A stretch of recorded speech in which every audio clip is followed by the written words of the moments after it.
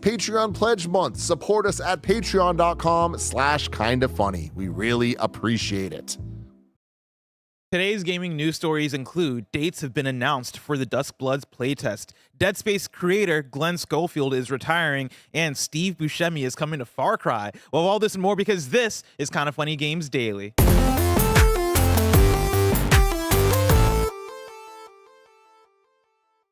Yo, what's up? Welcome to Kinda Funny Games Daily for Wednesday, July 15th, 2026. I'm one of your hosts, Blessing, Adioye Jr. Joining me is the Nitro Rifle, Andy Cortez. Good morning, Blessing. A lot of people stoked about the morning sale. Yeah. KF Day, not KF Day 100, KF's Top 100 live is happening. Is happening. A week.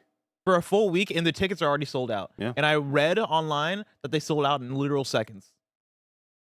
Really? Yeah. Damn. I don't know if Joey is listening or Tim or whoever wants to come in and talk about it, because I don't know the full details. Scalpers or what? What's going on? Oh, that'd be crazy. Yeah, what would you do if we walked in the week of and there's people outside being like, ticket? What if it was it 50 Cent that did it to who, where he bought the tickets so that it would be an empty arena? Is it Diddy? Who was? Because 50 Cent has beef with a lot of people. Yeah, it was awesome though. Whatever it was very funny. Like, who would do that to us? Giant Bomb, you think? Maybe? Oh, Giant Bomb's a min-max. Yeah. Yeah, fucking Ben Hansen is like, I'm going to buy them out. Damn, Janet Garcia. Janet Garcia's behind all of it. Damn it. That'd be Smart. crazy. It's a smart move. I mean, we'd be in here in an empty arena. Because they do min-max live the same day. Oh, and then they show off all their people. And they're like, yeah, bitches gotcha. Unfortunate. It may have been Gary Wood, as some people say. That's true. Very cool. Yeah, shout out to everybody who was able to show up for that and grab tickets. It's really cool. Really, really cool. I cannot wait for that. It's going to be a fun one. It's going to be a very fun one. I don't think Joey or Tim are listening, and so I'm just going to move on because I don't know if they're going to bust in here at some point. That's okay. But before I even get into it, I just want to acknowledge, because this always happens, right? Today's a news day that the headline is not like a dire Xbox. Nice. Let's rejoice. Yeah. And whenever that happens, I feel like we get a lot of chats that are like, oh, slow news day, huh? And I just want to remind everybody that, one, we want this. Yeah. I want to remind everybody that this is a good thing. This is very nice. We're chill. We can chill. We can talk about Duskbloods. I could smile. I could talk about Steve Buscemi coming to Far Cry. Yeah. And we can actually have fun with this conversation. So I want to start with that energy and say, hey, it's okay that it's a slow news day, because that means jobs are safe. Yeah, jobs are safe for right now. For a moment, until probably tomorrow or the day after. I've been seeing a lot of scuttlebutt on the internet of people with their review codes for Halo. I've been seeing that too. Campaign Evolved. Yeah. And we have them too. You have them. And I haven't hopped in. Not that I'd be able to say anything about it anyway, but yeah. we were having a little pre-show discussion about your experience, because this is something we want to have, like a slumber party stream. We want to have the 4 screens, and that's a technical nightmare, so maybe we can't do that. But a little LAN party. We want your first experience to maybe be on that stream. And then, Tim's like, I got a kid, and we're like, I mean, look, bring the kid. So we'll have Cheetos here for her. Yeah. I don't think she's old enough to eat Cheetos. Really? How old do you have to be to eat Cheetos, you think? You would have to probably have minimum 3 teeth, I would say. I'm going to say at least 10 months. We'll get Cheeto powder. We could grind it up in a powder. Yeah. I think maybe you have to put in like a sauce formula. Puree. Yeah. Cheeto puree. By the way, it doesn't seem like Tim is, going to be able to commit to something like that, unfortunately. That's tough. We're going to try to make him, though. We'll still try to make him. It's because, I've also not booted up the review copy at all. Wouldn't be able to say anything about it if I did. But yeah, I was telling you that I'm in between, like, do I play it or do I hold off for the marathon? Because will that be the thing of the marathon? I'm excited to play Halo. I'm very excited. You should be. I've booted up the campaign before, like a while ago, with Halo Master Chief Collection. I just didn't get that far with it. I think I had just gotten my Xbox. And I was more infatuated with Rare Replay. Oh, of course. I was playing too much Jet Force Gemini. Did you do that preview for Campaign Evolved? Yeah. No. Oh, okay, gotcha. No, I didn't do that either. Busy. I think you may have been gone when that happened. I think I was. Yeah. I mean, it's it's pretty. It's got a good look to it, and it being in an Unreal and in a different engine completely. All the fun physics stuff was still there back in the day. But a month ago or whenever it was, we did the preview. Yeah. But I have my hopes pretty high that this will transition into a very fun kind of modern game. And what makes Halo so much fun is playing it with friends and dealing with the physics of it all. I love just seeing enemies explode and throwing a grenade, a perfectly landed like sticky grenade, and boom, everything flies or whatever. Like that's the fun shit in Halo, the chaos of it all. Let me tell you about the chaos of Jet Force Gemini. Oh man, tell me all about it. You have the Tri-Rocket Launcher. Tri-Rocket Launcher, if more people got to try it, would be considered a top 5 weapon in video games. Really? Tri-Rocket You think launcher? people are sleeping on the Tri-Rocket launcher that hard? People are super sleeping on the Tri-Rocket. I'm going to put it on the YouTube poll. That'll kill any enemy in one hit. The Tri-Rocket Launcher in Jet Force Gemini is fucking insane. It is exactly what it sounds like. It fires 3 rockets at the same time. What are the most underrated weapons in video games? Like weapon Tri-Rocket Launcher. Obviously when we talk about the most iconic, we think Buster Sword. We think here's my thing. I think Ratchet and Clank probably has all of the most underrated weapons. Because every weapon in Ratchet and Clank is so wacky and fun, none of the weapons really get the fame and prestige. Is the I guess there's the Rhino from Ratchet. Is the Tri-Rocket from Somebody says Half-Life 2 crowbar is underrated. That's not. Keyblade is not under. Y'all don't know what underrated means. Yeah. Keyblade is not underrated. No. I'm talking about a weapon that is just not talked about enough. Yeah. Because maybe the game had stuff in it that was not super, or maybe the game wasn't popular enough, or the game had stuff that was so huge that you kind of forget, like, oh yeah, the weaponry was also really, really sick, because we only think about the story, we only think about this and that or whatever. Is the Tri-Rocket from JFG underrated? Oh yeah, you have to know it's Jet Force Gemini. I feel like most people that are going to vote in that have not played Jet Force Gemini, but the people who know, they fucking know. The Tri-Rocket Launcher is amazing. Jeff Van Gundy. You know what else is amazing? Talking about video game news, because remember, if you're watching live, you can be a part of the show by super chatting in over on youtube.com/kindafunnygames. Remember, we couldn't do this without our producers over on patreon.com/kindafunny. So thank you to Carl Jacobs, Omega Buster, Delaney the Psalm Twining, and Lax Nomad. For now, let's begin with what is, and forever will be, the Roper Report. It's time for some news. We have 6 stories today. Baker's Dozen! Oh, the glue gun from Prey, Desert Rambler says in chat. I 100% agree. Glue gun from Prey is awesome. Okay. Let's start off with story number 1. The Duskbloods promised playtest is happening next month on Switch 2. I'm reading from Fran Ruiz at Eurogamer. The lack of news on the Duskbloods, finally ended by June's Nintendo Direct announcement of a playtest, has kept the hype for FromSoftware's next game at bay for now. But that could change as soon as next month, when players finally get a taste of what the studio has been cooking. Via the game's official site, it's been revealed the closed network playtest will take place from August 21st to the 24th. This is where I'll pause and say, as I was putting the story together, I had to do a lot of editing. Because these guys were, this Eurogamer, so they were like, oh, it's taking place from 21st to 24th August. I'm like, nobody talks like that. The 24th? Wait, what? Oh, I see. Yeah, they're putting the days before the month. Yeah. And I'm like, let's get it together, guys. Never been a fan of that. No. I will concede everything else around the world. I've said this before. I'll put U's in all the words. Like, I'll do whatever. I'll put U's. Metric system way better than ours. I agree with that. I totally agree with everything, except for this. This is the one where I'm like, not only should you just give us this one, we're right on this one. We're for sure right on this one. This one and not eating beans and toast. Blessing, we should play that one game when it comes out. When's it come out? 8. Wait, 8 what? 8 what? Why you keep? I'm anticipating right now. Why did you what month? Say the month first. Of what month? I have to narrow this down. What year? What, 8 a.m. See, this is how it works, chat. 8:32 p.m. This is how the conversation goes. God damn. It's a lot easier to nail it down if I told you. When's the game come out? December. Okay, I have an idea. Do you know when in December? December 8th. Yeah. Oh. Wow. Okay, there you go. Yeah. See, you see how easy that is, chat? Come on, that's an interaction right there. Think about it. So yeah, the reveal for the closed network playtest, it'll take place August 21st to the 24th. To apply for a chance to get in, players need to own a Switch 2 console and an active Switch Online membership. which is a point worth underlining. The game was confirmed to be an online PvPvE experience last year, yet it'd be reasonable to expect a closed test to welcome all sorts of users. Alas, that isn't happening here.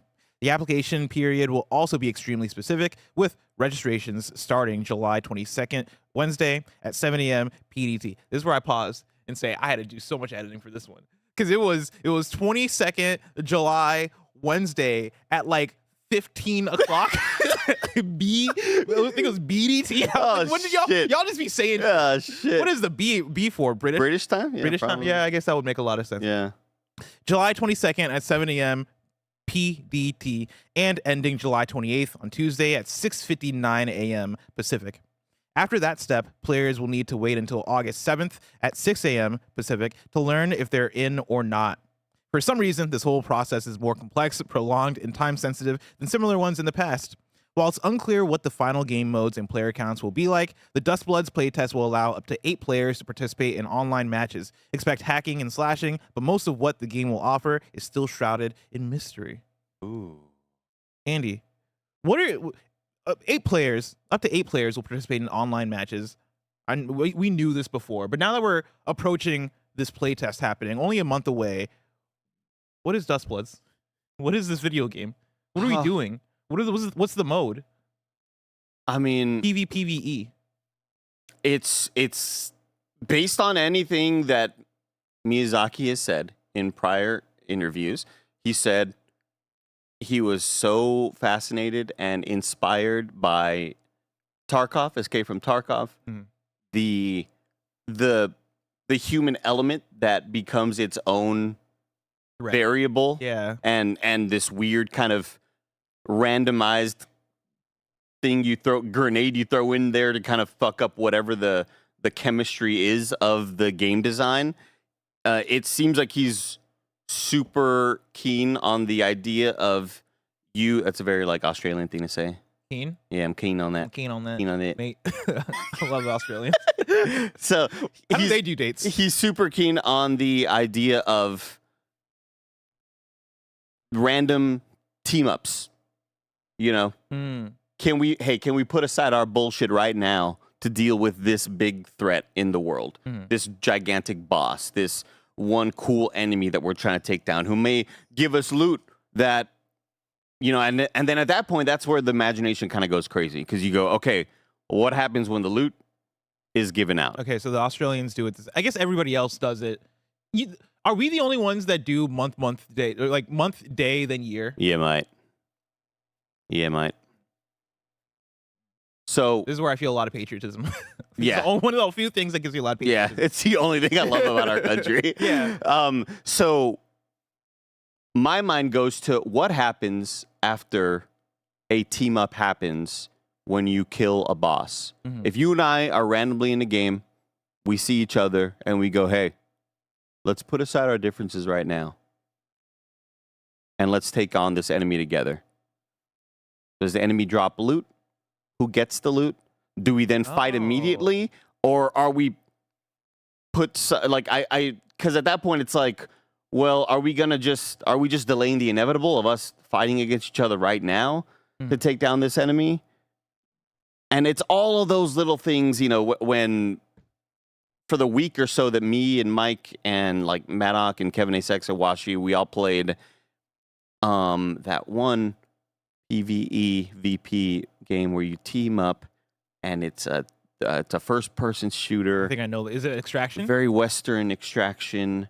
But you're like in swamps. You're shooting monsters. Somebody tell me. Is it Hunt Showdown? Yes, that's it. I always want to say Hood Outlaws and Legends. I always want to say that joke game. The Hunt Showdown. When you play, have you ever played? I played Hunt Showdown. Okay, so weirdly enough, I played it with Greg. Oh, in like when I first joined the company, we were doing a PS I Love You thing where every week we would choose a new game to play from the drop. Little book club. Yeah, a little book club, and one of the book club games was Hunt Showdown. Was that a good show? PS I Love You? You like PS I Love You? I liked it, but then we went and added Janet Garcia. Yeah. Honestly, I loved it way more when we added Janet Garcia. Makes sense. And then she added Dip. Yeah, she added Dip. And I was like, we got to stop this. So Hunt Showdown, for people that are unaware, seems to be very similar to what this could be. Hunt Showdown is I think 4 teams of 3 dropping into a map. Maybe there's more teams, but there's teams of 3 dropping into a map. And there are enemies on the map that you find clues for to let you know where that enemy is. And it's a boss. And that boss is going to drop awesome loot. See, that's fun. And it'll lead you to the bosses.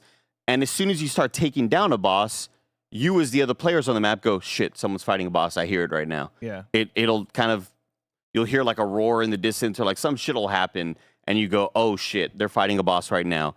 Do we wait for them to win? Do we third party this and hope that they're weak to the boss's damage? Oh shit, they already beat it. Damn it. That means they're going to have that buff and they're going to have that strength or whatever. Yeah.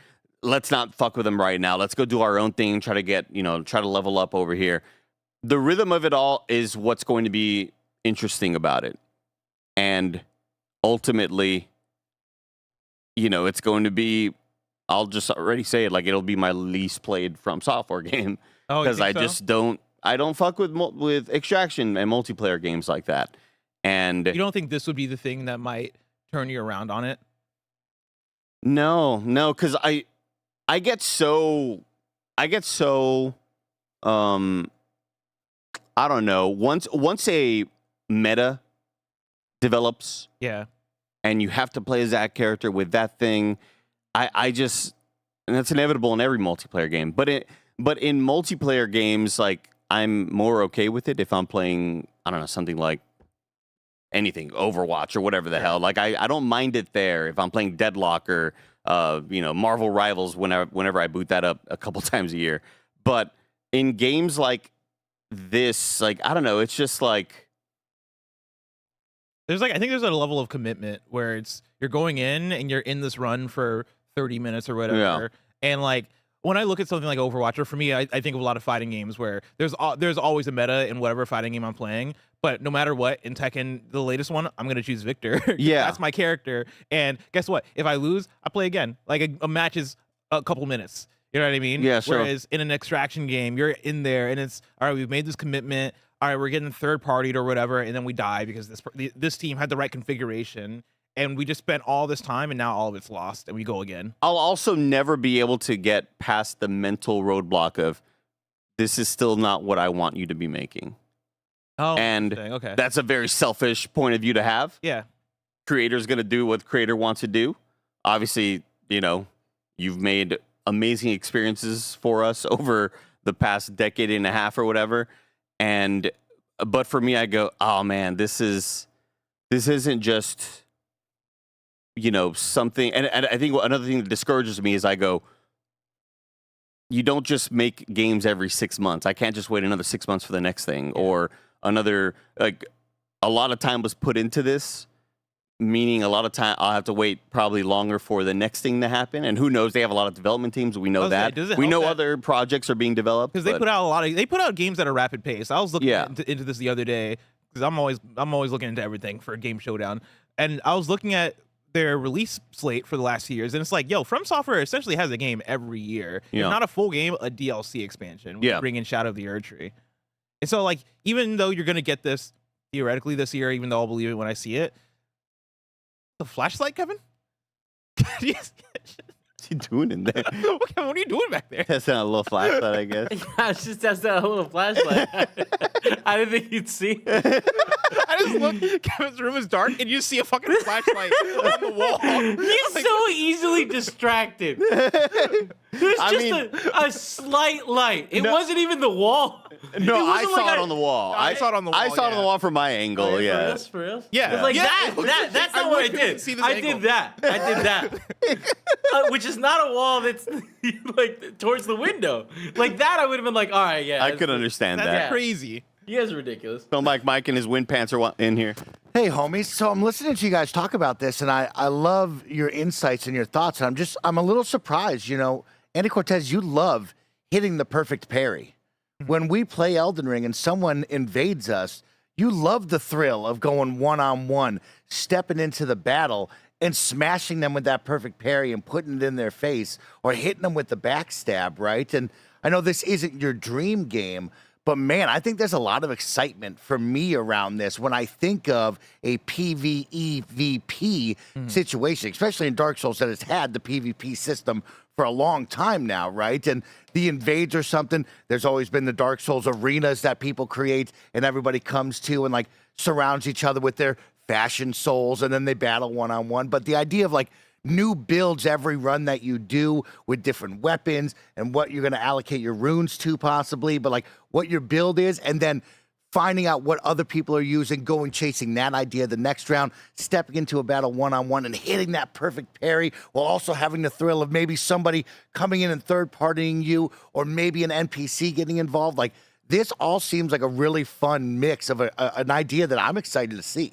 Yeah, I'm kind of in that same boat. Like I'm excited for it. For me, it feels like they are focusing in on that invasion aspect of their games and trying to figure out, all right, how do we gamify this specifically? We want to turn this into a full experience. And I saw 8-Bit Luis says, that's you, Mike. You like PvP. And I get that, 8-Bit Luis, right? But like you've also had 7 just normal Dark Souls and FromSoft games already. You see this company is trying to branch out and try new ideas because they've already given you Dark Souls 1 through 3, Demon Souls, Armored Core, Sekiro, Elden Ring, right? You have a bunch of PvE experiences that you can go play. Now with Night Rain, we're talking about a team that's like growing and ideas are coming out from this team of like, hey, I want to explore this. I want to try that. And hopefully all these ideas come and mesh into the perfect video game at the end of the day, what all the lessons we've learned. But like, this is a team that should be trying ideas. They're on top of the world. And I know you're waiting on Elden Ring 2, which is clearly in development, right? But like, there are going to be smaller projects from a team that is flourishing right now that are going to come out and maybe they don't speak to you, but there's a larger audience than just the I'm only diehard single player in Dark Souls. People like PvP in that. Yeah.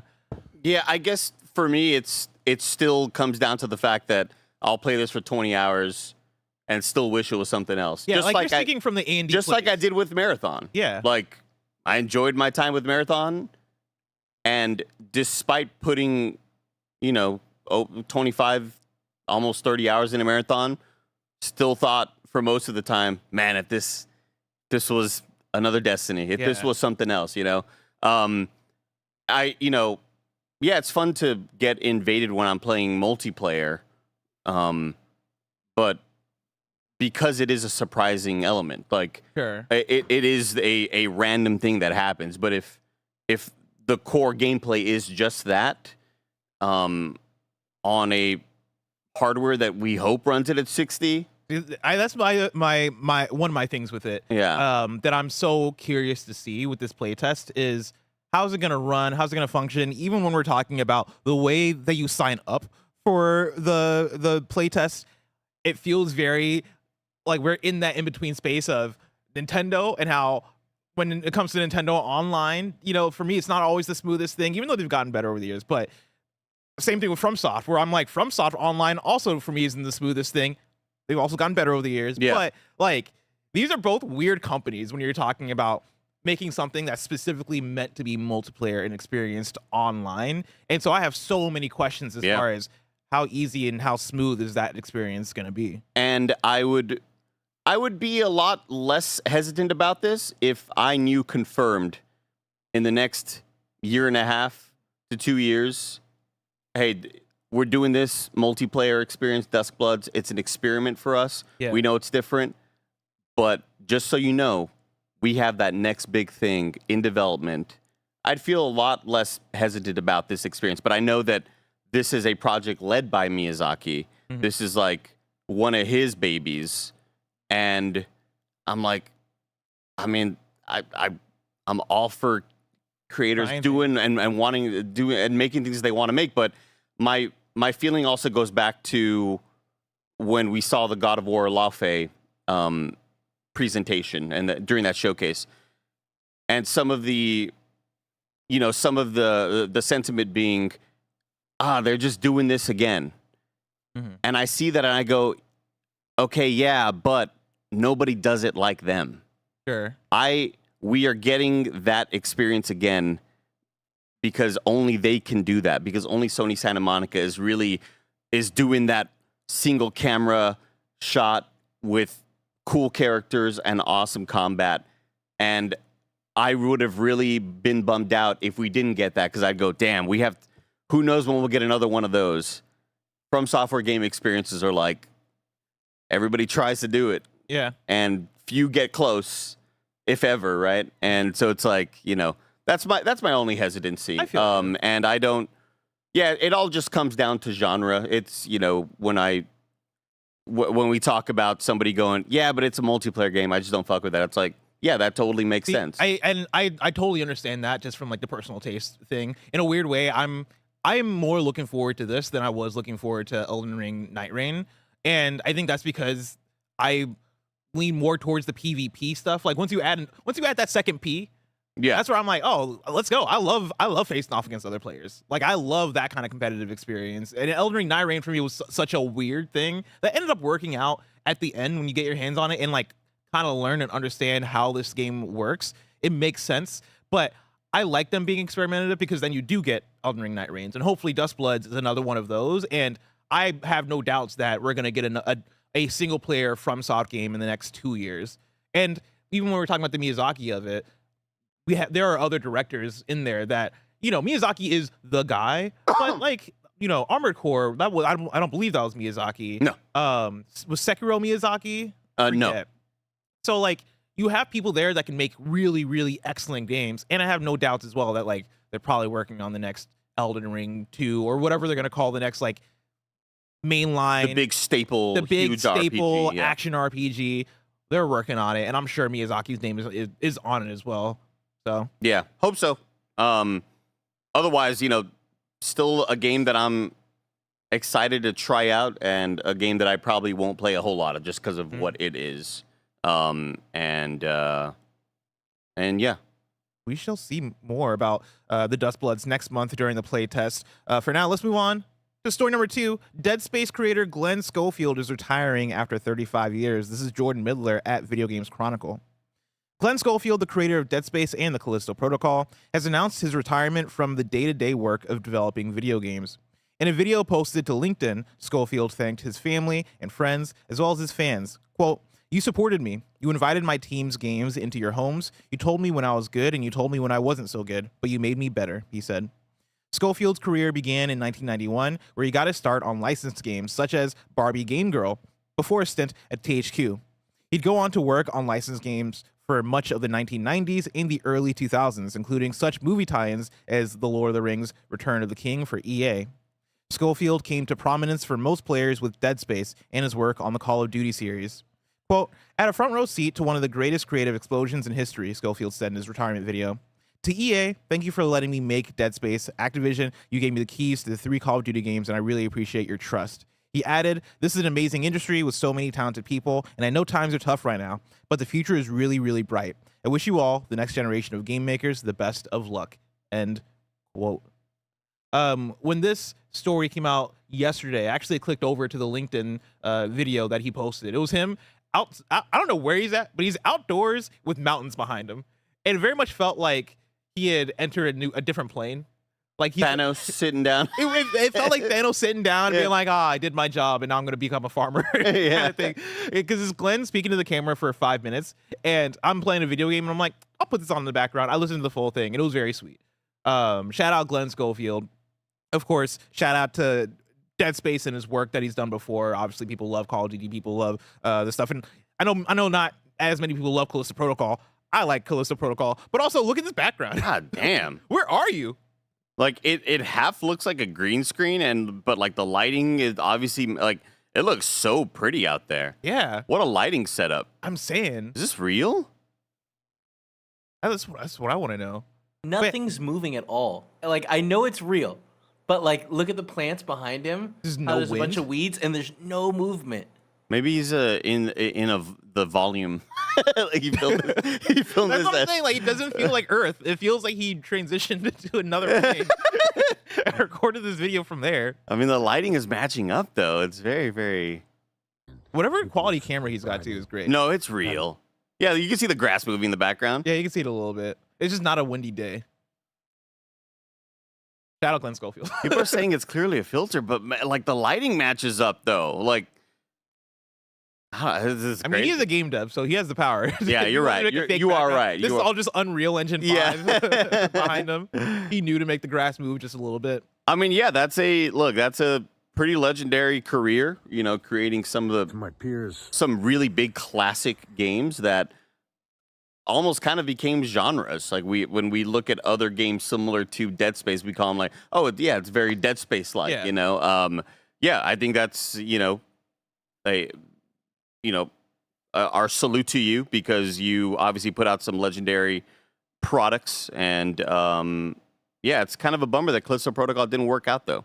Yeah, kind of a bummer. Again, I like that game. I understand why that game didn't set the world on fire. It didn't feel like an innovation. It felt like another one of those, but I thought it had some cool mechanics to it. I like the bobbing and weaving. Dude, I hated that. Like, that's one thing that I'm like, I know many people hated that. Yeah, that was my initial thing of like, it didn't have to be different. You could have just done a normal dodge, and I would have liked it way more. But I mean, the game was stunning visually. Super stunning video game. Yeah, I mean, that is a pretty awesome thing to be able to have on your resume. That like these two games, or you know, this slate of games, those are my babies. You know, I was also surprised to read that he started off doing the Barbie. What was it? Barbie Dream Girl. Game Girl. Barbie Game Girl. Is that what it is? Oh yeah, Barbie Game Girl. I love seeing like the history of like, oh yeah, I was working on either a shovelware thing or a super licensed thing that you've never heard of. Lord of the Rings, Return of the King. Yeah, that's cool. Well, yeah, going massive. from Barbie Game Girl to being like, I'm the creator of Dead Space is such a cool story. And my favorite part when I was watching the video is halfway through, he was like, you know, he was talking to the fans, and then he was like, to EA, I thought he was gonna be like, fuck y'all, or some shit like that. But no, he was very gracious. He was very thankful for it. But I was expecting that turn. Yeah. Speaking of a turn, let's turn our eyes to some ads, because remember, patreon.com/kindoffunny, youtube.com/kindoffunnygames, where you can go to get the Kind of Funny membership, which allows you to get shows ad-free. Speaking of ads, let us tell you about our sponsors. This week, we're sponsored by patreon.com/kindoffunny, because it's Patreon Pledge Month. If you enjoyed the crazy amount of SGF coverage we put out in June, consider tossing us a few bucks this month with a Patreon membership or upgraded pledge for July. Patreon members receive perks like ad-free audio and video versions of every show, access to Quips, a Twitter-like equivalent with posts from Greg, and a daily exclusive episode of Gregway. We're releasing episodes of Gregway publicly each week so you can get a taste of what the show is all about. Right now, you can go watch Greg talk about our parasocial relationships with one another. All patreon.com/kindoffunny members will also have access to watch this month's Happy Hour, a monthly call-in show where you can chat with the Kind of Funny crew live. And we're adding in a perk for gifted subscriptions, custom character art from the one and only Andy Cortez to be featured alongside the Kind of Funny crew in the Gamescast intro for the month. We'll have some fun surprises for members this month, like our live recording of Game Showdown last week, so join us over on patreon.com/kindoffunny. And we're back. Let's hop into some super chats real quick. Mike Like Music just wrote in and says, do we see Duskbloods characters in the next Smash? My question is, do we see a next Smash? You may get a Duskbloods amiibo. I think you get some FromSoft thing. I think it's their turn. In a Smash thing? Yeah. Like whenever they release either the next Smash game or Smash Ultimate Plus, where they add 5 like a little tag or, you know, a little item that, what do they call it when the little dude pops in and like helps you out? Trophy. Pokeball. Is that what they're called? Yeah. Trophies, yeah. Yeah. I could see something like that, but I don't know if you'd get an actual character. I want a full character. Give me... Here's the thing. If you're doing it right, it would be the Dark Souls character, your main character in Dark Souls. I was going to say Tarnished, but that's Elden Ring. But whatever they call the main Dark Souls character. I think you would do that. Chosen Undead. The Chosen Undead. Or you do... Who's the Praise the Sun guy? I don't know why I did the motion. Solaire. Maybe a Solaire? But, I mean, wouldn't it be... Because Dark Souls wouldn't it be Duskbloods though? Nobody wants that. Sakurai, he knows what we want. Yeah. Unless Duskbloods has some like real cool character shit and people actually do form attachments. You have the guy in the onesie with the mask. Name one character from Elden Ring Night Rain. From Elden Ring Night Rain? Yeah. I can okay, hold on. Bird guy. Fucking Well, like I want his name. I want his name in the Smash announcer voice. Duchess. That's good. I like that. Ooh, that would actually be pretty sick. Play the Duchess and Duchess Smash would be Bros. really, really rad. Fuck. To have that move of like the rewind damage thing. Yeah. You know what I mean? Ooh. That'd be pretty cool. Give me Wilder. Is his name Wilder? Wilder. That's really. But good. I also kind of sound like the Saturday Night Live announcer. Well, I heard Smash there. That Okay, felt gotcha. good for Smash. What was it? Is there a Guardian? Guardian's the bird. Guardian's the bird. Yeah. Okay. Yeah, I mean, if Duskbloods hits on that level, then sure, I could see maybe a Duskbloods character. But it's Sakurai. Sakurai knows what's up. Sakurai knows the characters that people love and that people have those attachments to. But on the flip side of that, I feel like there have been like recent amiibo for games that you're like, really? That's getting like Diana from Pragmata getting an amiibo. Oh, did she? Was very like, whoa, that got it. And again, that's a multi-platform game, right? And Duskbloods is like, maybe I'm thinking Duskbloods because it's only exclusive to Switch, but Yeah. But yeah, I mean, you'll get a Duskbloods amiibo for sure. it's exciting. I want one. Hope it's a little mouse. On the floor, the one Yeah. that's dying. The one with the dying mouse amiibo. FromSoft amiibos are gonna be sick. Dying mouse! So why is this the character you chose for the game? Just lays there. Infamous Zach writes in with a super chat and says, birthday tax, turning 40 today, and I'm excited for my new job starting in August. 8th grade English teacher. Lord help me. Yeah, Lord help you. Holy shit. I That's could gonna not be a imagine nightmare. being a middle school teacher. The Tri-Rocket, by the way, Mhm. tied with the yes and no at 24%. All the nodes have never played Chat Force Gemini. 51% said, just show me the results. Damn. And then on Twitch, there. it came and went. So I didn't see the results there, unfortunately. Boehner says, Millennia, think about it. Her versus Sephiroth would be the hypest character trailer. That's a good point. Maybe you do a boss. Maybe you Radon. I feel like you have to be a mainline boss. I'm so excited to boot up Elden Ring for the 90th time on Switch 2. I have no reason to be excited for it, but I want to just like, what are the? Let me just be one of the new classes, you know? Oh, sure. But there you can buy those on whatever platform you're on. I'm pretty sure there's like some kind of DLC. Yeah, but the little box is cool. Sure. I like the Elden Ring box. Hopefully it runs well. It'll be 30. It'll get 30. What does it usually run on? Is it usually 30?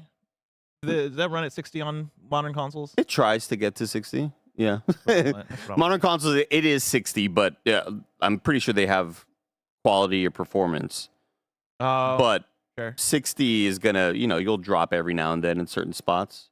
You get to Liurnia, you're gonna get to, 48, 52 frames per second, and then you'll go back up and then down to 31 and back up to 50 quickly, Elden Ring might have had the best feelings of finding a new area in a video game. Like we got to figure out Unmatched. what's the verbiage to rank that. Because my first time unmatched. getting what's the red place? Caelid? Caelid.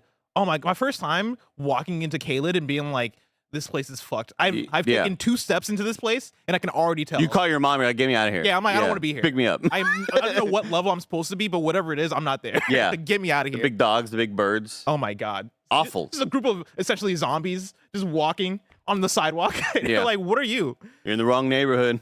I'm like, I know. Get me out of here. It was terrible. Kinetic writes in and says, first time birthday tax. Thanks, KF, for all you do. I watch y'all more than anyone else. Supporting is a no-brainer. Thank you so much. Thank you. Happy Appreciate birthday. you. We got another birthday tax from Harden the Paint, who says, birthday tax. Also was hoping y'all would be on this episode as I just got my AYN Thor in yesterday. Ooh. Loving it so far. Still holding out hope that Andy will upload his icons.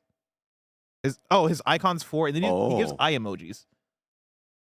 Where could I even? Man, I think I have that PSD still. I might put him up somewhere. I don't know. Yeah, I don't even know where you upload shit anymore. Like, back then you do like Imager and shit, but like, do people do Mega that? upload. Maybe like a Google Drive link or something. Yeah. I don't know. JD Silva 29 says, after Duskbloods, when is FromSoft's next release? I'm gonna say 2028 because I'm assuming this is me assuming Duskbloods is gonna get delayed to 2027. This is me betting that. Oh, okay. But then I think the next FromSoft game will be 2028, and I think it'll either be, I don't know anything, but it'll either be Armored Core or some weird action game that's like Sekiro, like maybe even a Sekiro. I would love it if it was a Sekiro, but something that's not a mainline Souls thing, but them stretching, them innovating a little bit. They hop in and they go, Team Ninja, let us take it from here. Ninja. Like, this is, you know, let us remind you how these games are made. Yeah, let us show you what's up. Yeah. Yeah. You know what I mean? I'd love like a parry situation. It is really staggering to think about Armored Core 6 coming out and being the robot mech game, fast, crazy action. From the outset, from the outsider's point of view, you look at Armored Core, you're like, that looks like the least accessible thing. Like, how the fuck can I play this? You know, if it just looks like very daunting, right? With the movement and all that shit. But for that game to come out and still, it's so like 5 to 6 million or something. It's FromSoft. That's unbelievable. They're them now. You can't even. Their name's on the product. You're gonna buy it now. It's insane to me, and I think, you know, am I gonna go with the same argument that if Armored Core 6 came out today, would it sell like 60 to 70% of that? Maybe just because of money being tighter nowadays, but like that selling that much is crazy. Thinking about how other studios and publishers can't get their big mainline games to sell 3 to 4 million. Like, it's unbelievable how trusted they are, you know? 2028. It's Summer Game Fest. No, not even Summer Game Fest. It is finally time. It's 2027, December. It's Game Awards. Jeff Keighley is like, and I have one more thing to show you. Screen fades to black. FromSoftware logo fades in. FromSoftware logo fades down, and a new logo fades in. That logo, Kingsfield.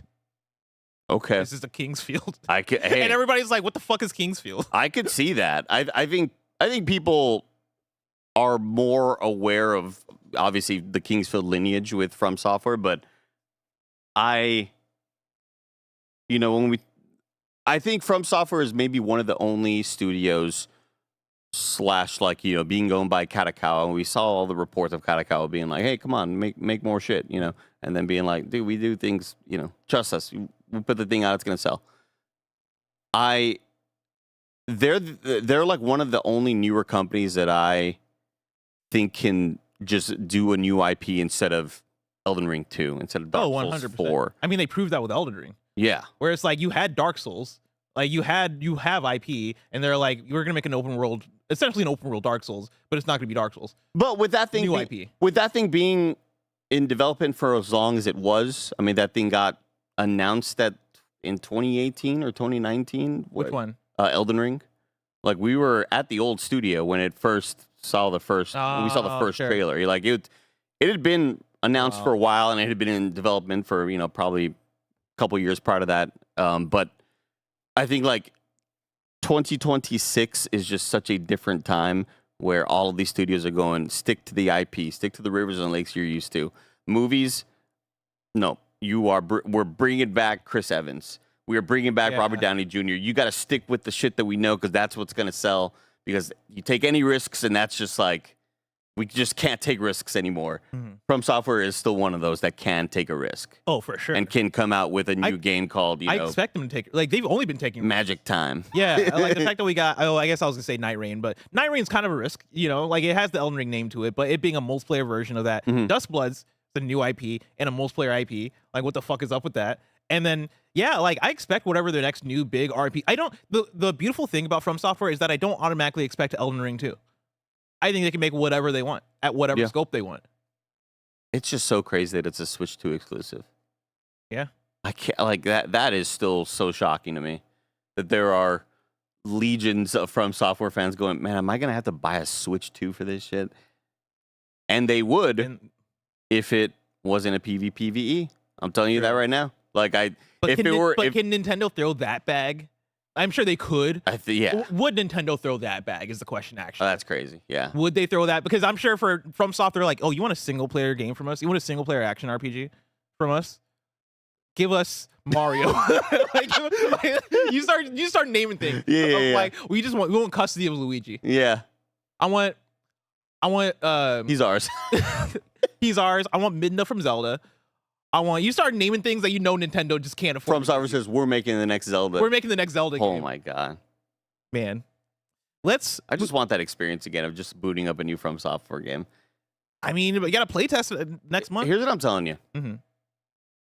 After playing the demo for Mortal Shell 2, it's been a while since we've booted up a Souls game, because for 2 to 3 years it was just like nonstop. Yes. Every month there was like a new month to two there was a new sort of action adventure experience that, you know, you kind of lose the feeling of what it feels to boot up like a new one of these. And the feeling of walking around, kind of wandering lost. What's next? Oh, shit. Oh, boss fight. Oh, my God. Dude, Mortal Shell 2 is like kind of low-key cooking with how it's structured and how you get around the world and what the bonfires are. And like, I was really surprised by how much I enjoyed that Steam Next Fest demo. Interesting. Yeah. I'm wondering how Beast of Reincarnation does, because obviously it's not, or I won't say obviously, because I played the preview, so I know. That game it's not Soulsy in the mystery of the world and exploration of it. It really only is, it's more Sekiro like in the combat a little bit, right? Like it has that action RPG, the modern generation action RPG like design tendencies when you think of a Stellar Blade or First Berserker or whatever one of those games you want to mention. But I feel like it's been long enough. Like last year and the year before, I feel like it was the action game barrage. Oh yeah, it's like Team Ninja puts out 5 a year. Team Ninja puts out 5 a year. Wuchang Fallen Feathers. Fallen Feathers. I feel like there's another one of those. Wasn't there like a Wudang? No, that got like kind of canceled. Okay, really? Wudang was the Korean game that Wudang Two Hearts. Yeah, that's not a Souls game, but that had this weird sort of action. You have a gun, but then there's weird kind of elements to it. Oh, remember that one? Yeah, so I'm looking at it now. They lost. I think they lost funding. They said that their studio was like, because we saw this at Summer Game Fest or some big thing recently. I mean, the Steam page is still up. I could have sworn that they announced, "Hey, we don't know how we're going to get funds." Oh, you know what? I'm seeing. Yeah, people are talking about, has this thing been canceled? Because the studio went bankrupt. Yeah. Huh. Which is a bummer, because I think they lost maybe an Xbox licensing. And yeah, it sounds like Wudang the Little Hippo. Yeah, but that's what the name of the game is called. It's called Wudang, right? It is called Wudang. Yeah. Two Hearts. By the way, I wonder if there's enough space now where Beast of Reincarnation can kind of have a spark, and that people aren't as fatigued by the amount of these games that have come out. I guess Neo 3 was earlier this year. I think it's cute enough and like inviting enough to have your little dog friend, and the dog friend does moves, and it's like it's giving me that friendly sort of Kana. This isn't like, we're not like all the other, action events. This one's a bit more warmer and inviting and maybe positive and like, we're trying to fix the world, as opposed to like dark and dreary and depressed, and you're just shit on the ground that we don't care about. Like there's something about having this little dog friend that feels like, I want to care for this little dude. 100%. Yeah. All right, let's move on to story number 3. I forgot we were doing Games Daily. Yeah, I was gonna say, we got on the craziest team. We got out of the ads. Yeah. It's been like 10 minutes since the ads. Sorry, chat. Yeah. We did not go into story number 3. Story number 3, Paramount confirms Mike Zaimont is employed by Avatar Legends Dev. This is Bryant Francis at Game Developer. Paramount Games' new video game division is coming online with what could be a win for the company: the release of Gameplay Group International's Avatar Legends, the fighting game, a 2-player fighting game inspired by the popular 2005 animated series Avatar: The Last Airbender. But industry professionals have expressed frustration over one developer working on the project, former Lab Zero Games CEO Mike Zaimont, who was previously accused by colleagues of sexual harassment in the workplace. Game Developer can now confirm that Zaimont is an employee of the Avatar Legends developer. This information comes straight from a Paramount Games representative who informed Game Developer that Zaimont holds a position as an individual contributor at Gameplay Group International, where he is working specifically on back-end programming, engine architecture, and netcode. It's unusual for any one developer to invite such scrutiny for his involvement in a project, but Zaimont's history of allegedly abusive behavior has invited scrutiny into multiple games he worked on after shutting down Lab Zero Games following a mass exodus of workers in 2020. That same year, Arc System Works suspended Zaimont from work on rollback netcode update for Guilty Gear XX Accent Core Plus. A long game name. The accusations against Zaimont landed in the midst of a mass reckoning in 2020 over allegations of sexual harassment, abuse, and other offenses being levied against individuals and people in positions of power across the games industry. That's gross. It's a small industry, bless. Small industry, people will recognize Oh, yeah. when you have people like this around. And It reminds me of like whenever a kind of like celebrity or person who's like, personality adjacent that ends, or voice actor or something like that, who's problematic, who's had a really awful, past with abuse or whatever it may be, and they get hired out of kind of the blue on something. Everybody goes, no. yeah. No. Whoa. Hey. You're not going to fucking work. No. You Absolutely litigated not. this. Yeah. We're not fucking with this person. Yeah. Kind of thing. And so it seems like It's good to keep, the industry accountable for things like that. Like putting this out there will lead to something, I think. And obviously this is a studio that I think knows that this is something that's highly frowned upon, because if you've been following the story, it seems like people were putting the pieces together over the last few weeks, and it seems like they couldn't really get a statement out until now from these guys of like, yes, this person is working on the team. And it sucks for a few reasons. One, because I don't know how many people watching and listening, I know many of you do, but how many of y'all remember 2020? I think it was like June 2020. That was when all the protests were happening regarding George Floyd and all this. But then also in the gaming industry, there was essentially an entire Me Too movement happening as far as people getting outed for being abusive, sexual harassment, all these things. And there are so many names being thrown out there. I think now that we're 6 years past it is fucking crazy. I hate it. 6 years after that, I think we're seeing companies think that they forgot. Like, people won't remember. Like, oh, we can do this. We'll hire you quietly. We'll pay you this much, and you do back end stuff. Like, it'll be fine. We cannot let them get away with that. Yep. We cannot let them get away with that, because that's hypocrisy. That is the thing of, like, 2020. I think so many of us made the, I'm going to say commitment. That might not be the right word, but I guess had the stance of accountability. We need to keep these people accountable, and we cannot let this shit slide, and we cannot allow people like this to be working in the industry alongside people that don't deserve to be working alongside people who commit sexual harassment, who abuse their coworkers and all this shit. And so that's first and foremost as far as what the fuck are we doing here? Yeah, and then secondly, it's an unnecessary L. It's already such a shitty industry for women to work in. Yeah. And for non-sexual reasons, for non-sexual abuse, or things leaning towards being whether it's sexual harassment or whatever the case may be. Yeah. It's already a shitty industry for women to work in. It's an industry that some women get into and go, I'm good, I'm out. I just so many politics. It's a dude's industry. Yeah. And it's so fascinating to, like, I remember listening to Jason Schreier's book about Blizzard, Just Play Nice or Play Nice. And that talks about, it just being dudes. And then, one woman gets hired. It's like, things change and people are shitty, and it's already such an awful place to work in. And then to have this element being thrown in there as well, it's like, to be able to hold these people accountable and to say, no, time's not going to go by, and we're not going to forget about that shit. Yeah. You are working at this one place, and you're trying to be really, really on the low key about it.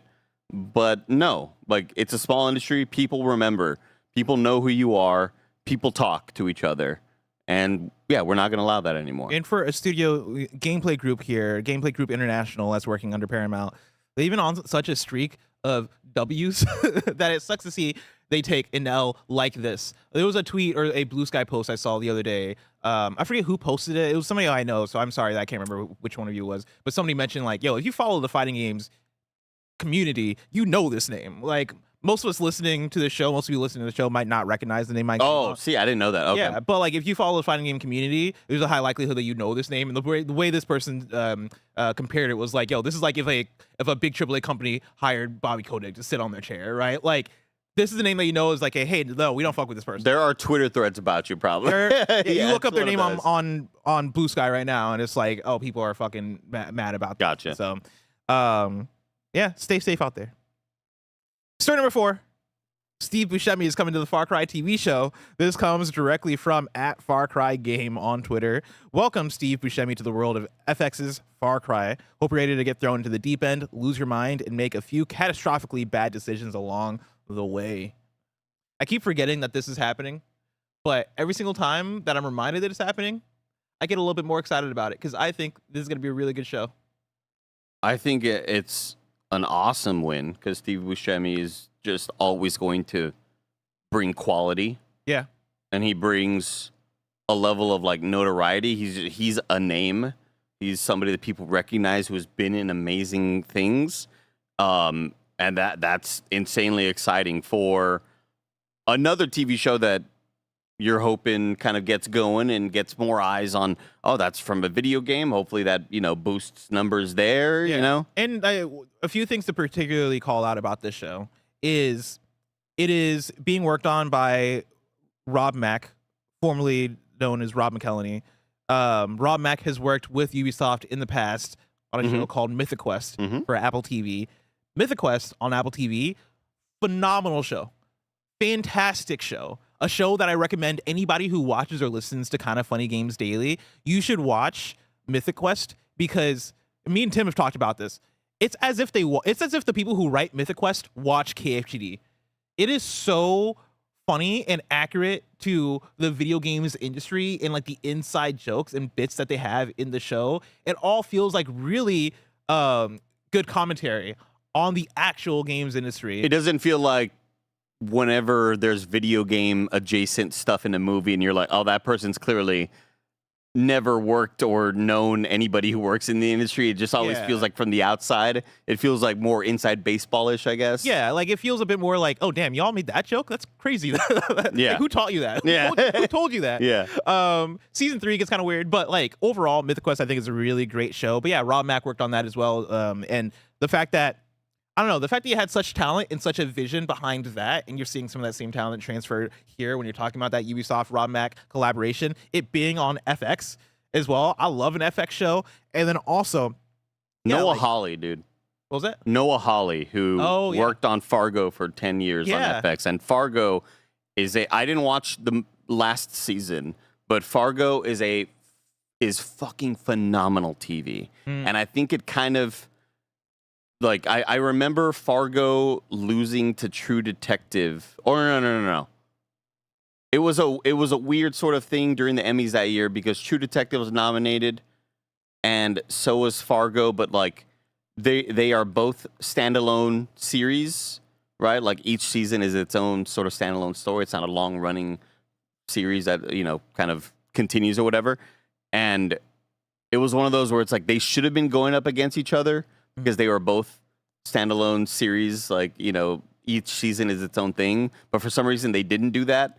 So they were, like, in their own categories. And I believe they each won. But, like, back in the day, I think Fargo is easy to overlook because it was on FX and it wasn't an HBO-type TV show. It is such good TV. And if that level of quality can be brought to something like Far Cry and get more eyes on something video game related that maybe boosts sales for the games, I'm all for that. I really hope they bring that quality. And what's funny is that like I look at this and I think this has potential to just be bigger than the video game.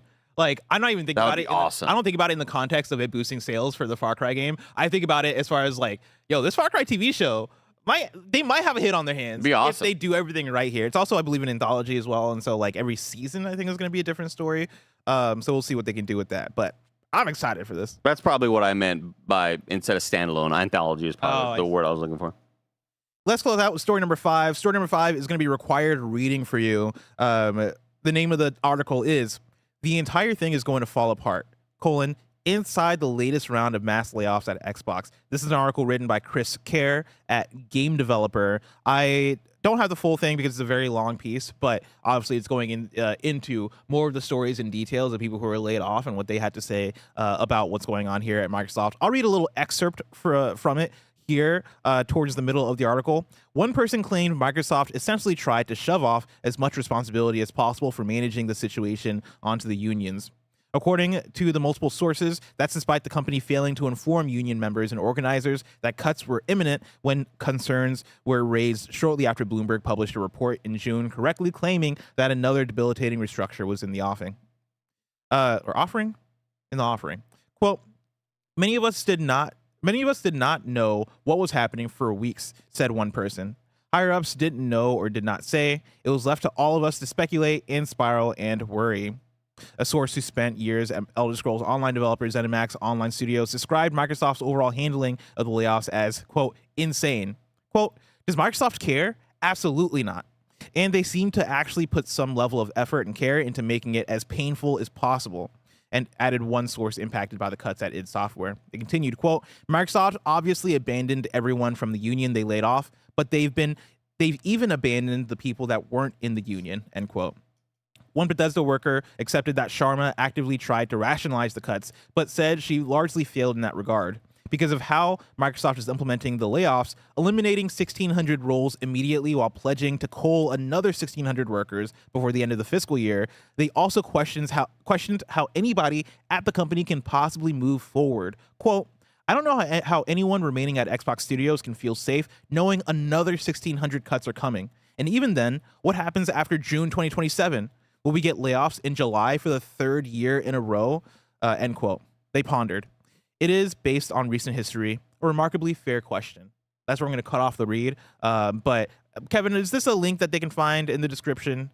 Yes. I saw you highlighting it. I'm adding it there. Perfect. Yeah, if you're watching, if you want to go to the description, click the link, give it a read if you're curious about more of the story. And shout out to Kerr for doing good reporting work. Andy, reports like this are a big part of what makes games media click. Click, click, click. There was a sound out there that distracted me as I was saying all that. If I wanted something smaller, say the tiniest news I needed to know about, where would I go? You'd go to our last story, the We News channel, where we cover all the small news items you need to know about. Story number 6 is Wii News. We got a jam-packed Wii News for you. From VGC, Microsoft has removed Tony Hawk's Pro Skater 1+2 from its list of upcoming Xbox Game Pass titles. A post on the official Xbox Wire blog listing, the next wave of Game Pass titles has been updated, along with an editor's note reading, "We've removed Tony Hawk's Pro Skater 1+2 from the list of titles coming soon to Game Pass. No explanation has been given for the removal of the game from Xbox Game Pass's release schedule." Our bad. Ah, shit, somebody put, that wasn't meant to be there. Asha was like, yo, we own this, don't we? Yeah, don't give it to them for free. Take it off there. Tides of Annihilation will be playable at Gamescom 2026. Wow. Me and you, let's go to Germany. Very, very cool. From VGC, the next in-game event for Pokemon Pokopia has been announced, this time starring Zorua. Zorua's hide-and-sneak contest will let players play hide-and-seek with the Unova Pokemon to win in-game prizes and a new trophy. Speaking of Pokemon Pokopia, you know, I added some stuff to my fantasy team. Oh, snap. And I was like, do I add Pokopia? But I feel like the Pokopia DLC is something that, I don't know why I'm predicting it's going to piss off a lot of people. I also don't know if that's going to get reviewed like that. Yeah, that too. But I do feel like it will come out and it will piss off people because of the little that it's adding. Mike. What? He added the incident at Galley House. That's such a smart pick. What is that? I don't know what that is. It's the game. It's like a detective game. Like, I thought his team was full. I thought his team was full too. I think he had like $2 left in a drop. Fuck, that's gonna do really well. I don't even know what that is. It's what was the game that came out? There was a game that came out early last year that was kind of the same Bly thing. Manor? No, not Bly Manor, but it's kind of one of those. It's a deduction mystery game. Oh, what's the name of the game?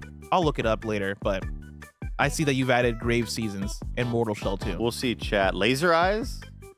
No, not Laser Root Eye. trees are dead? Root trees are dead. Oh, the root trees okay. are dead. It's like very much a sleeper, not popular game, but the people who know it love it. Gotcha. More Wii news for you from Gamatsu. BitBot Media and in-house game studio Mechanimal Games have announced Final Boss of the video game, a hybrid pixel art side-scrolling beat-em-up / 3D fighting game adaptation of the Final Boss Image comic series. It'll launch for PC via Steam in Q4 2028. God damn. I think that's the furthest window we have right now. But I hadn't seen that word written out. I hadn't seen 2028 written out. Like, Yeah. you know what I mean? This shit looks crazy because, yeah, it turns from a beat 'em up to then fighting game gameplay with different graphics, and I'm kind of into it. Dispatch is coming to Xbox on July 29th. Nice. Get hyped. PlayStation Plus Extra / Premium games for July 2026 have been announced. On Extra, you're getting Avatar: Frontiers of Pandora, Rise of the Ronin, Firefighting Simulator Ignite, Citizen Sleeper 2, Star Wars Vector, Oh, baby. good one, Dying Light, Mighty Morphin Power Rangers Rita's Rewind, and Snow Bros Wonderland. Then on Premium, you're getting Psyops: The Mindgate Conspiracy, and then Indigo Prophecy. Damn. Some Psyops, 2000s man. hits. First of all, I fuck with Indigo Prophecy. I love Indigo Prophecy. Indigo Prophecy- That game blew my mind in high school, dude. Man, David Cage is all up in his bullshit. Dude. Never left his bullshit. That game was just like, I can't, like, people need to know about this. Like, I was, like, you know, they tell stories. I in was video games. so blown away by the idea of the game starting off and you're all fucking mind controlled and you just suddenly wake up and there's a dead body underneath you. I'm like, oh my God, Yeah. what a way to start off a game, dude. What if and the cop is walking to the restroom on a different Yeah, shot and you're like, oh. oh shit, what do I do? Like, What if I go home and play some Indigo God Prophecy damn, right dude. now? Amazing. And then yeah, Psyops: The Mindgate Conspiracy is like it's a cousin game. I feel like I've never seen gameplay of this game, but I've seen the logo of this game everywhere. Oh, yeah. Yeah. I'm pretty sure I had it. I had like a demo disc that had maybe a video on it that I It never. came with a magazine or something. Yeah. Pre-registration for Ratchet & Clank Ranger Rumble, the mobile game, is now open worldwide on the App Store and Google Play. The Odyssey's Matt Damon is journeying into Fortnite. Nice. The Blood of Dawn Walker has gone gold. And I just wrote here, Nintendo Crocs. Oh, Kevin, do you have this link? the video game? Nintendo, not Oh. the video game, the footwear. They're happening. They're at the Nintendo store. You know what? I like how themed they are. I like that the soul is like the ground that the characters walk on, and then the grass, and then there's the sky blue, Yeah. and then the little charms are the actual, like, this is kind of smart. If I'm being real, because I've never worn a Croc. I've never worn an actual Croc. I've worn generic ones. What? Growing up, they had Airwalks, and Airwalk from Payless Shoes. Were they Payless spelled Shoes. WOCS? No, they weren't that crazy. Okay. But they had their own branded Crocs, Okay. or their own like non-branded, the Airwalk Man, Crocs. how long have Crocs been around? Because I must have been 12 years old when I got God those. damn. I don't know why I just think of Crocs as something that started 6 years ago. Oh man. Like, I mean, they've been around for a long time. Oh, they've been around yeah. for a hot second. Yeah. Um, And like they were a joke. yeah, I had these exact pair. They were black. They were a joke at first, and then they like got hot, and like they're cool. And my nieces and all of our I think friends they're in such high a good school. kids shoe. Yeah. Like they're comfortable, they're easy to put on, and they're weird looking in like a kiddie way. Yeah. That works. You put them in a sport mode like that, or what? Oh, for sure, put them in the sport mode. What are we looking at right now? They were made famous partially in the movie Idiocracy. No way. They that's their first appearance ever. Whoa. Yeah. What if Crocs were kind of like Harambe, where they changed the timeline? Like when we What? started wearing Crocs, that's when we started turning into the Idiocracy. Coney 2012. Wait, what's the Man. Harambe connection? Because people said that when they killed Harambe in 2015, that's what started. It was an incursion point. Yeah, incursion point. Like Trump got elected immediately after Yeah, that. yeah, and yeah, then COVID-19 happened. Yeah. You can trace it all back to Harambe. Damn.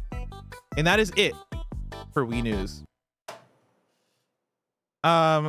Let's knock out a few more super chats. We're running late, but we'll hang out for a second. I know a year wrong that I fucked up on that isn't even in the year wrongs, but Miyazaki did work on Sekiro, How do which you I direct it? which I didn't know that because whenever Armored Core 6 is coming out, a lot of the marketing was that's the Sekiro team. that's working on Armored Core. Oh, he was one of the directors. And so, like, I always thought that was, like, something he produced and, like, kind of looked over, but wasn't, like, one of his main things. That's really. But then when Armored Core 6 came out, he gave away, like, he had somebody else. Somebody else did it, right? Kind of hopped in or whatever. Yeah. But I always thought it was just, like, that's the Sekiro team that worked on Armored Core 6. The Souls and team, Souls team works on Elden Ring after Dark Souls 3 or whatever, I went down the deepest rabbit hole as you were talking because I started looking up. So how much time did you have? I was talking for like 20 seconds. I visited like 5 different Wikipedia pages. God damam. I'm great at this shit. But yeah, Masaru Yamamura is the person who directed Armored Core, and yeah, Miyazaki did Sekiro. And I'm on Masaru Yamamura's IMDb right now, and it looks like his first game as a director was Armored Core. I want to see him cook more. 6? 6. Okay. 6. Armored Core 6. So the most recent game. Hey, when's your next game?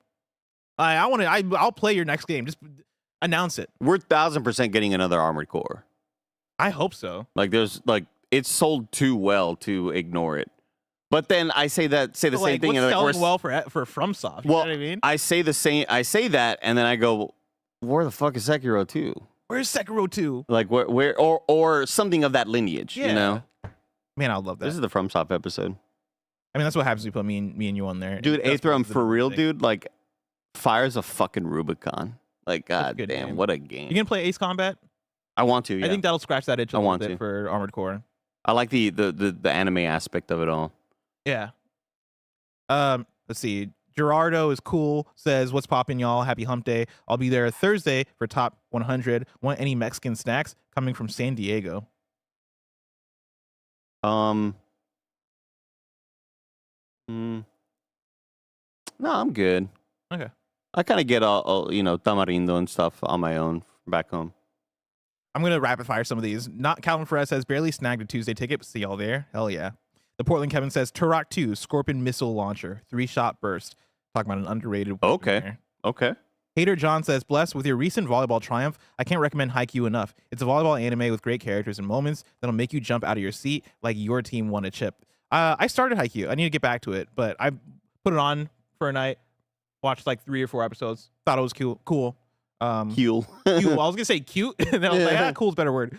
But I want to get back to it at some point when I'm craving an anime, because I just put them on. Like Jujutsu Kaisen started watching also. Oh, but it's hard. I'm not. Anime isn't sticky with me anymore.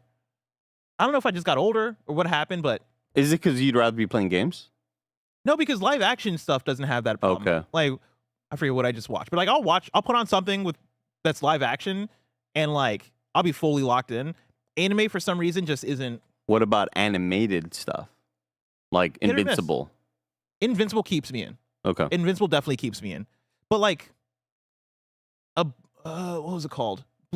Arcane. Arcane, weirdly enough, wasn't sticky for me, and I know it's good. So figure hit or miss. I'm just a Billy 6660 says, "Hi Bless. Today I discovered there is a Jollof festival in Oakland this Saturday. Also, all the tickets sold out to KF 100. What the fuck? And I'm local. Where did people even buy tickets?" I believe Patreon, but it was like available for everybody. It was an Eventbrite website. It was an Eventbrite website. Yeah. Thank you for telling me about the Jollof festival. I'm gonna add that to my calendar because that'd be cool to go. And then one more person is gonna be lucky for me to read theirs. King Vin 92 says, "Birthday tax, big 34. Sadly can't go to the live event because I start school the week prior to move from the film industry to the medical industry, but so happy for everyone who's going. I'll be there in spirit." Happy birthday to you. Shout out to everybody else who sent in a super chat, but we got to roll. And so kindoffunny.com/you're wrong is where you can write in. Let us know what we got wrong as we got it wrong so we can correct it for those watching later on YouTube and listening later on podcast services around the globe. Kebabs, you got to listen to We News before you write in with missed We News. I'm so mad right now. Kebabs. If you're going to write in with Mr. We News, wait till I finish We News because I might have put in the We News. Now you're just taking up space in the You're Wrong. Damn. And they said they retract their You're Wrong. So you know what you did. Yeah. And that's it. We're pretty much done for You're Wrong, which means we're done for the episode, which means Gamescast is happening right after this. I heard you fell asleep during the Odyssey. For like, it must have been a total of like 8 to 10 minutes That's why when I got up, I usually notice that, and I was so fucking fired up. When I got up to go to the bathroom, that was me trying to shake it off. When you got I got up to go to the bathroom. I think I maybe went after you, possibly. You went after Nick. Yes. And then that's kind of when I went. Because I went and I came back with trolley gummy worms. Oh, because I was like, the sugar will help okay. me. Damn, I'm usually really good at knowing like whenever somebody's falling asleep next to me, but I leaned over to you during the movie. I was like, this is the most locked in I've been into anything in my whole life. At that point, I was fully locked in. Yeah, dude. At that point, I was fully in. And then like the last hour is still amazing, but like I wake up early to go to the gym. You do, yeah. I think I can't watch movies that late anymore. This has been Kind of Funny Games Daily. If you love what we do, support us. It started at 7. Exactly. I mean, yeah, it started at 7. It's a 3-hour movie. And it's 9:30. 9:30 is when I'm going to bed nowadays. If you love what we do, support us with the Kind of Funny membership on Patreon or YouTube to get our shows ad-free and get a daily exclusive show. Enjoy the Gamescast next and everything after. But until next time, it's been our pleasure to serve you Game Daily.